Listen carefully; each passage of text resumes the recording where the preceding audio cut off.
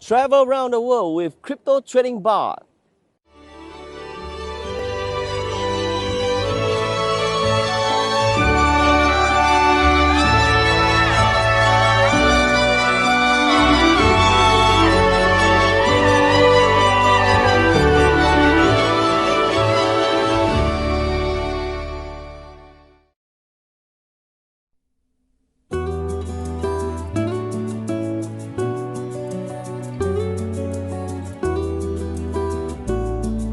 Når sommerdagen ligger utover landet, og du og jeg har funnet oss ei strand, og 4 kalde pils ligger ned i vannet, og vi er brun og fin og hand i hand. Når vi har pratet om ei bok vi liker, og alt er bra og ikke til å tru. Ingen er så god som du da. Ingen er så god som du.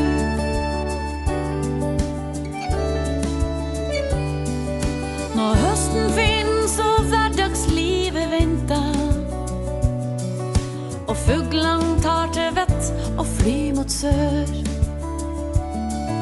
og vi får slit med regninger og renter, og meninger forsvinner i det vi gjør.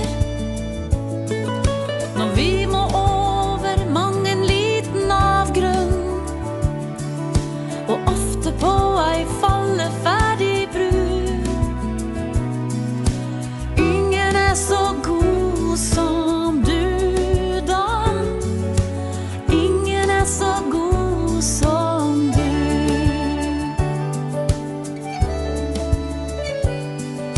Men av og til, når tegnen blir for tydelig, og dem som setter med makta gjør meg skremt, når de fine ordene deres blir motbydelig, og tankene bak er jævlig dårlig gjemt, da har jeg en som vet at folk vil våkne opp, og at vinden ifra høyre snart må snu. Ingen er så god som du da.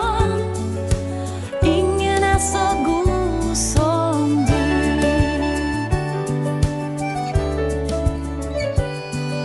Og når jeg kryper til køys og frys på beina, og du har lagt deg før meg og er varm, da vet du jeg er liten og alene, og låner meg litt dyne og ei arm.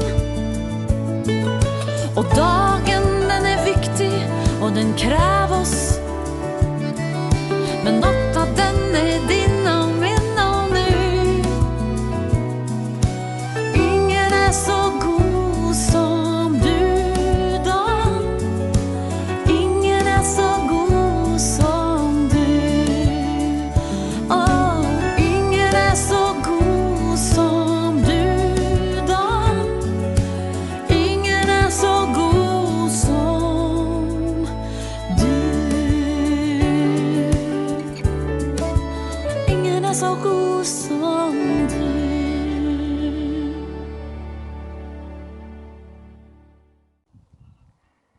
In this episode, I want to talk about what is blockchain.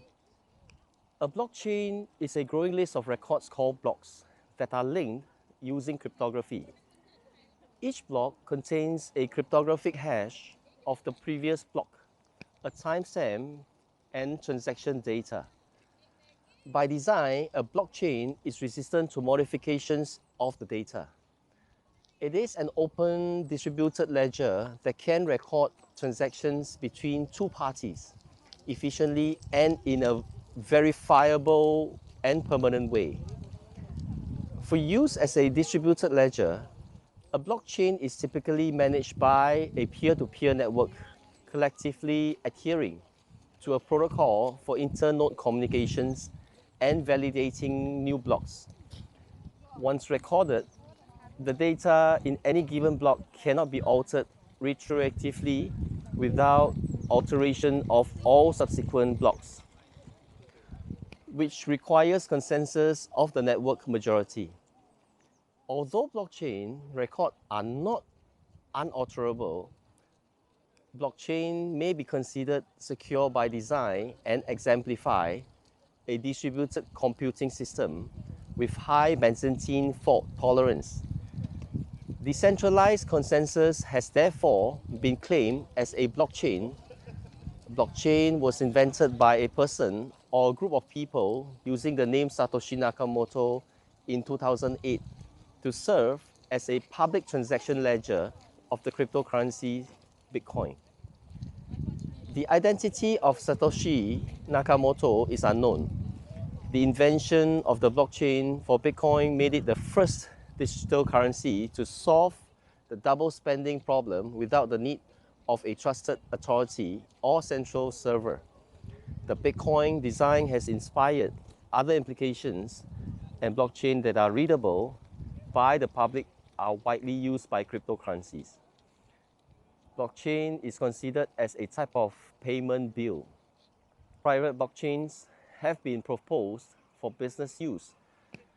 Blockchain can be used in construction, in logistics, in shipping, in productions, in any other business, and not just only cryptocurrencies, right?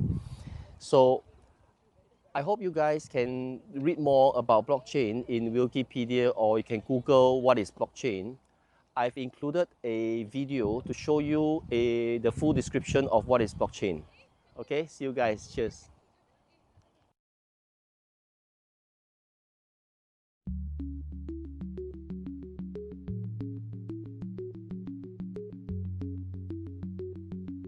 Many people think of blockchain as the technology that powers Bitcoin. While this was its original purpose, blockchain is capable of so much more. Despite the sound of the word, there's not just one blockchain. Blockchain is shorthand for a whole suite of distributed ledger technologies that can be programmed to record and track anything of value, from financial transactions to medical records or even land titles. You might be thinking, we already have processes in place to track data. What's so special about blockchain? Let's break down the reasons why blockchain technology stands to revolutionize the way we interact with each other. Reason number 1, the way it tracks and stores data. Blockchain stores information in batches called blocks that are linked together in a chronological fashion to form a continuous line, metaphorically, a chain of blocks. If you make a change to the information recorded in a particular block, you don't rewrite it. Instead, the change is stored in a new block showing that X changed to Y at a particular date and time. Sound familiar? That's because blockchain is based on the centuries-old method of the general financial ledger. It's a non-destructive way to track data changes over time. Here's one example. Let's say there was a dispute between Anne and her brother Steve over who owns a piece of land that's been in the family for years. Because blockchain technology uses the ledger method, there is an entry in the ledger showing that Adam first owned the property in 1900. When Adam sold the property to Dave in 1930, a new entry was made in the ledger, and so on. Every change of ownership of this property is represented by a new entry in the ledger, right up until Anne bought it from their father in 2007. Anne is the current owner, and we can see that history in the ledger. Now, here's where things get really interesting. Unlike the age-old ledger method, originally a book, then a database file stored on a single system, blockchain was designed to be decentralized and distributed across a large network of computers.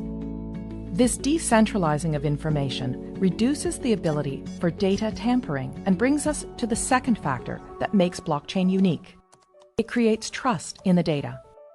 Before a block can be added to the chain, a few things have to happen. First, a cryptographic puzzle must be solved, thus creating the block. The computer that solves the puzzle shares the solution to all of the other computers on the network. This is called proof of work.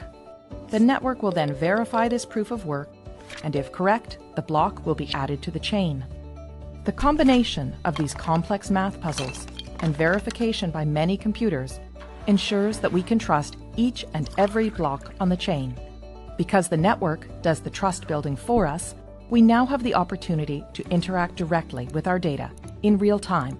And that brings us to the third reason blockchain technology is such a game changer: no more intermediaries. Currently, when doing business with one another, we don't show the other person our financial or business records. Instead, we rely on trusted intermediaries, such as a bank or lawyer, to view our records and keep that information confidential. These intermediaries build trust between the parties and are able to verify, for example, that, yes, Anne is the rightful owner of this land. This approach limits exposure and risk, but also adds another step to the exchange, which means more time and money spent. If Anne's land title information was stored in a blockchain, she could cut out the middleman, her lawyer, who would ordinarily confirm her information with Steve.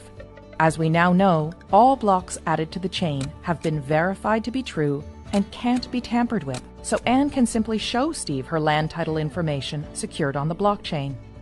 Anne would save considerable time and money by cutting out the middleman. This type of trusted peer-to-peer interaction with our data can revolutionize the way we access, verify, and transact with one another. And because blockchain is a type of technology and not a single network, it can be implemented in many different ways. Some blockchains can be completely public and open to everyone to view and access. Others can be closed to a select group of authorized users, such as your company, a group of banks, or government agencies. And there are hybrid public-private blockchains too. In some, those with private access can see all the data, while the public can see only selections. In others, everyone can see all the data, but only some people have access to add new data.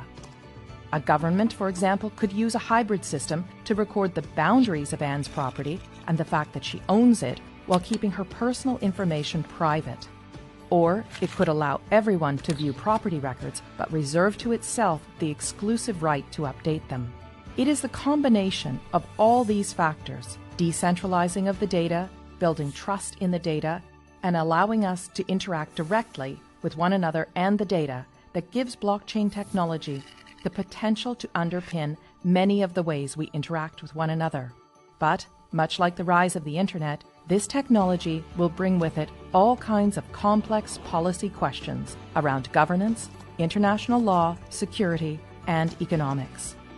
Here at the Centre for International Governance Innovation, we seek to bring trusted research that will equip policymakers with the information they need to advance blockchain innovations, enabling economies to flourish in this new digital economy. Learn more about our work on blockchain technology by visiting our website and social media channels.